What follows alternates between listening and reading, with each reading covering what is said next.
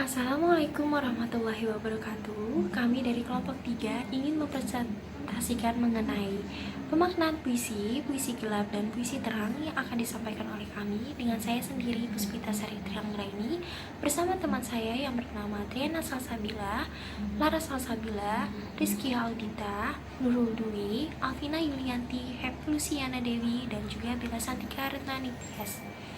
Selanjutnya kami akan menjelaskan mengenai hakikat puisi. Puisi terus ditulis dan dipublikasikan oleh penyair melalui media massa, bahkan telah diterbitkan dalam bentuk buku. Puisi itu sendiri adalah salah satu genre atau jenis sastra.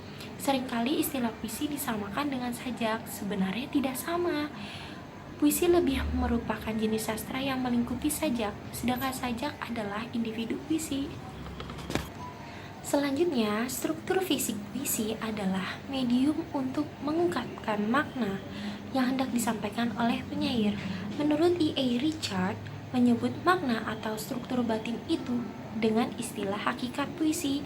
Ada 4 unsur hakikat puisi. Yang pertama itu ada tema atau sense, yang kedua perasaan penyair atau feeling, yang ketiga nada atau sikap penyair terhadap pembaca atau tone, dan yang keempat adalah amanat atau intention. Keempat unsur itu menyatu dalam wujud penyampaian bahasa penyair yang selanjutnya akan disampaikan oleh teman saya yang bernama Happy Luciana Dewi. Dalam hakikat puisi terdapat 4 unsur. Yang pertama itu ada unsur tema. Tema merupakan gagasan pokok atau subjek matter yang dikemukakan oleh penyair. Pokok pikiran atau pokok persoalan itu begitu kuat mendesak dalam jiwa penyair, sehingga menjadi landasan utama pengucapannya. Jika desakan kuat itu berupa hubungan antara penyair dengan Tuhan, maka puisinya bertemakan ketuhanan. Dan jika desakan yang kuat itu berupa rasa belas kasih atau kemanusiaan, maka puisi tersebut bertemakan kemanusiaan. Latar pengetahuan itu sangat mempengaruhi penafsiran di dalam puisi untuk memberikan tafsiran tema yang sama bagi sebuah puisi. Tema puisi harus dihubungkan dengan penyairnya, dengan konsep-konsepnya yang terimajinasikan. Oleh karena itu, tema bersifat khusus, tetapi tetap objektif dan lugas. Nah, yang kedua itu ada perasaan atau feeling. Perasaan penyair dalam menciptakan puisi itu ikut diekspresikan dan ikut dihayati si pembaca. Tema yang sama akan dituturkan perasaan penyair secara berbeda, sehingga hasil puisi yang diciptakan berbeda juga. Nah, yang ketiga itu ada nada dan suasana. Apabila seseorang bicara, kita menangkap apa yang dibicarakan, dan suara bicara kadang-kadang meninggi atau merendah nadanya, mengeras melembut tekanannya, atau mengecap melambat temponya. Selain itu, juga kita menanggap bagaimana sikap pembicara terhadap apa yang dibicarakannya. Penyair mempunyai sikap tertentu dalam penulisan puisi. Apakah dia ingin bersikap menggurui, menasehati, mengejek, menyindir, atau bersikap lugas hanya menceritakan sesuatu kepada si pembaca. Nah, yang terakhir itu ada amanat. Amanat atau pesan. Amanat yang hendak disampaikan oleh penyair dapat ditelaah setelah kita memahami tema, rasa, dan nada puisi itu. Tujuan dan amanat merupakan hal yang mendorong penyair menciptakan puisi. Amanat tersirat di balik kata-kata yang disusun dan juga berada di balik tema yang diungkapkannya. Selanjutnya ada macam-macam puisi. Yang pertama yaitu puisi gelap. Puisi gelap merupakan puisi yang banyak mengandung majas, kias, dan lambang yang bersifat pribadi, sehingga sulit dipahami oleh pembacanya. Biasanya kata-katanya disertai dengan kata-kata konotasi dan memakai simbol-simbol pribadi. Contohnya ada sajak yang ditulis oleh Amir Hamzah yang berjudul Padamu Jua. Di dalamnya terdapat ungkapan-ungkapan seperti kandil kemerlap, pelita jendela di malam gelap, rindu rupa rindu rasa, kata merangkai hati, dan lain-lain. Ungkapan tersebut merupakan lambang dan majas yang bersifat pribadi, bukan umum, sehingga hanya dapat dimengerti oleh penyairnya saja, tidak dapat jarang dimengerti oleh pembacanya. Kemudian ada pula contoh puisi gelap yang ditulis oleh Maman Estaswi berjudul Kutulis Sedih Laut. Kutulis sedih laut, pada wajah gelombang, lumut gelisah di ketiak karang. Kutulis kemarau daratan, pada putih tulang kota-kota sangar membakar 1000 bulan.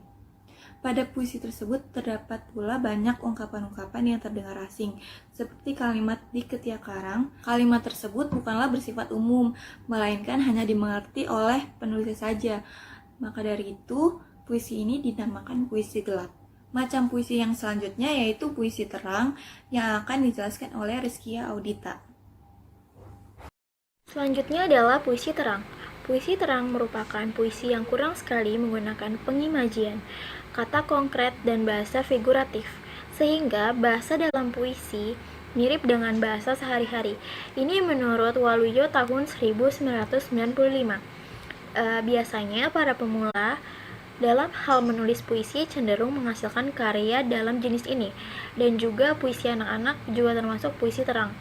Jadi puisi terang itu puisi yang makna-maknanya atau kata-katanya itu yang dalam puisi mengandung kata-kata yang bukan kata hiasan, jadi mudah dipahami. Jadi orang membaca puisi itu langsung paham arti dari kata tersebut. Contoh dari puisi terang yaitu ada puisi berjudul Episode karya W.S. Rendra. Kami duduk berdua di bangku halaman rumahnya. Pohon jambu di halaman rumah itu berbuah dengan lebatnya, dan kami senang memandangnya. Angin yang lewat memainkan daun yang berguguran. Saya akan menjelaskan tentang memaknai puisi.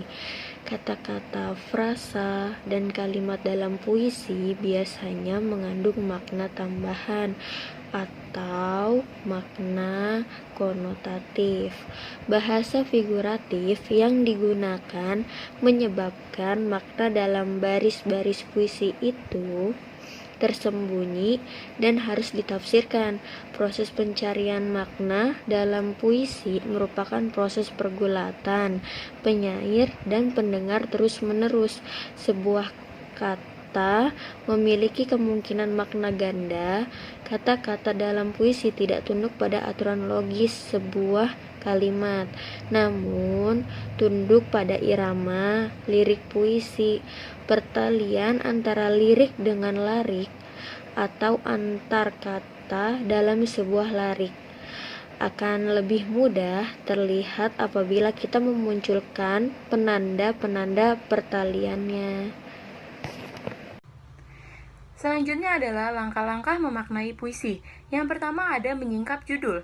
Judul merupakan identitas atau cap sebuah puisi. Memberikan gambaran isi sebuah puisi secara garis besar. Untuk menyingkap makna sebuah judul, harus dicari dulu makna lugasnya, setelah itu baru mencari makna tambahannya. Nah, jika kita ingin memaknai sebuah puisi, maka kita harus mencari dulu dan memahami terlebih dahulu apa arti dari judul yang diberikan oleh si penyair itu. Misalnya judulnya adalah asmara. Nah, kita harus mencari tahu dulu nih, apa arti kata asmara. Terus kita harus memahami juga nih, apa sih arti yang sebenarnya dari asmara ini gitu. Nah, baru setelah itu kita akan lebih mudah untuk memaknai sebuah puisi secara utuh. Lalu yang kedua itu ada memahami makna kata-kata kunci. Nah, kata kunci adalah kata yang sering diulang penyair dalam puisinya. Misalnya kata yang menunjukkan waktu dan tempat, kata-kata asing, atau kata-kata yang sengaja diberi perhatian khusus oleh penyair dengan memberi garis bawah, mencetak miring, dan sebagainya. Makna kata dalam sebuah puisi meliputi makna lugas atau makna leksikal. Nah, ini merupakan langkah yang paling penting, karena jika kita melihat kata-kata kunci dengan secara perlahan-lahan, maka kita akan lebih mudah nih memahami sebuah puisi. Nah, seperti yang sudah tadi dijelaskan, kalau kata kunci itu adalah kata-kata yang selalu diulang-ulang oleh penyair. Misalnya kayak cinta gitu, puisi tentang cinta. Misalnya si penyair ini selalu mengulang-ulang kata cinta, berarti kita bisa memaknai puisi tersebut tentang cinta. Misalnya si penyair sedang jatuh cinta atau ditujukan kepada orang yang dia cintai, seperti itu. Lalu selanjutnya ada mengusut rujukan kata ganti. Nah, penyair sering menggunakan kata ganti, kata penyapa, atau nama seorang dalam puisinya. Nah, contohnya misalnya nih, si penyair ingin membuat puisi untuk istrinya atau kekasihnya, bisa menggunakan kata ganti seperti rembulanku atau hal yang semacamnya gitu. Jadi dari situ kita mengetahui, oh, si penyair ini membuat puisi ini untuk orang yang dicintainya atau orang yang berjasa bagi dia. Nah, seperti itu. Lalu selanjutnya yang keempat itu mempelajari konteks penciptaan. Nah, kadang-kadang untuk memahami puisi tidak cukup hanya dengan membaca apa yang tersurat dalam puisi, tetapi juga perlu mempelajari hal-hal yang berada di luar puisi tersebut. Nah, maksudnya ini adalah kita bisa melihat siapakah penulisnya. Misalnya penulisnya adalah seorang tokoh yang terbiasa menulis puisi-puisi tentang cinta, puisi-puisi tentang kehidupannya. Nah, itu bisa membantu kita untuk memaknai sebuah puisi. Misalnya salah satu tokoh itu suka menulis puisi tentang cinta, berarti puisi yang akan kita maknai ini memiliki peluang besar tentang dia tuh membahas tentang cinta gitu. Jadi kita itu bisa memaknai puisi dengan melihat makna-makna yang ada di luar dari puisi tersebut gitu, misalnya kayak riwayat penciptanya dan segala macam gitu. Lalu selanjutnya yang kelima itu merumuskan makna utuh. Untuk merumuskan makna utuh dalam sebuah puisi diperlukan makna lugas, citraan, lambang, dan konteks penciptaan puisi itu. Setelah itu menentukan sikap terhadap makna utuh atau pengalaman penyair. Nah, ini itu adalah merupakan langkah terakhir dalam memaknai puisi. Jika kita sudah melewati langkah-langkah yang sebelumnya, maka kita akan bisa dengan mudah memaknai sebuah puisi itu secara utuh, karena kita sudah melewati langkah-langkah dan sudah memahami langkah-langkah yang sebelumnya.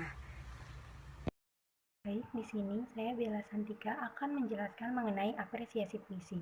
Apresiasi puisi merupakan suatu tindakan menghargai suatu karya, dalam hal ini karya sastra yang berupa puisi. Bentuk penghargaan tersebut bisa memiliki berbagai macam bentuk. Yang pertama mulai dari pembacaan, pengkajian, atau bahkan sekedar pujian dan kritik. Terdapat 4 langkah untuk mengapresiasi puisi. Langkah pertama yaitu keterlibatan jiwa, di mana pada tahap ini apresiator mencoba memahami puisi dengan cara membayangkan, turut memikirkan, serta merasakan apa yang dibayangkan oleh si penulis atau penyair ketika menulis puisi tersebut. Yang kedua yaitu penguasaan penyair terhadap bahasa. Adalah tahap di mana memahami puisi melalui pemahaman penggunaan bahasa yang dilakukan oleh penyair. Seperti yang sebelumnya sudah dijelaskan, apabila puisi itu mudah dipahami, maka puisi itu termasuk ke dalam kategori puisi terang. Sedangkan puisi yang sulit untuk dipahami termasuk ke dalam puisi gelap. Selanjutnya ada hubungan dengan pengalaman kehidupan adalah langkah di mana apresiator mulai mengevaluasi setelah membaca secara personal sebuah puisi. Jadi di tahap ini, seorang apresiator akan menghubungkan dengan pengalaman kehidupan yang dialami dengan puisi tersebut, sehingga dengan begitu si apresiator akan lebih memiliki hubungan dan dapat merasakan apa yang dirasakan oleh si penyair saat menulis puisi tersebut. Yang keempat ada apresiasi melalui ungkapan lisan. Adalah langkah puncak di mana apresiator membacakan sebuah puisi di depan umum dengan gayanya sendiri setelah melalui beberapa tahap pemahaman dan apresiasi yang sebelumnya telah jelas dijalankan oleh si apresiator itu sendiri. Selanjutnya, sebagaimana yang sudah dipaparkan oleh teman-teman saya, dapat disimpulkan bahwasanya puisi terus ditulis dan dipublikasikan oleh penyair melalui media massa. Bahkan banyak yang sudah diterbitkan dalam bentuk buku. Puisi adalah salah satu genre atau jenis sastra. Seringkali istilah puisi disamakan dengan sajak, padahal tidak sama. Puisi lebih merupakan jenis sastra yang melingkupi sajak, sedangkan sajak adalah individu. Puisi dapat dibagi menjadi dua, yaitu ada puisi gelap dan puisi terang. Puisi gelap merupakan puisi yang banyak mengandung majas, kias, dan lambang yang bersifat pribadi sehingga sulit untuk ditafsirkan oleh si pembaca. Sedangkan puisi terang adalah puisi yang kurang sekali menggunakan pengimajinasian, kata konkret, dan bahasa figuratif, sehingga bahasa dalam puisi mirip dengan bahasa sehari-hari. Baik, apakah ada yang ingin bertanya? Kurang lebihnya mohon maaf. Bila bisa dilihat, fastabiqul khairat. Wassalamualaikum warahmatullahi wabarakatuh.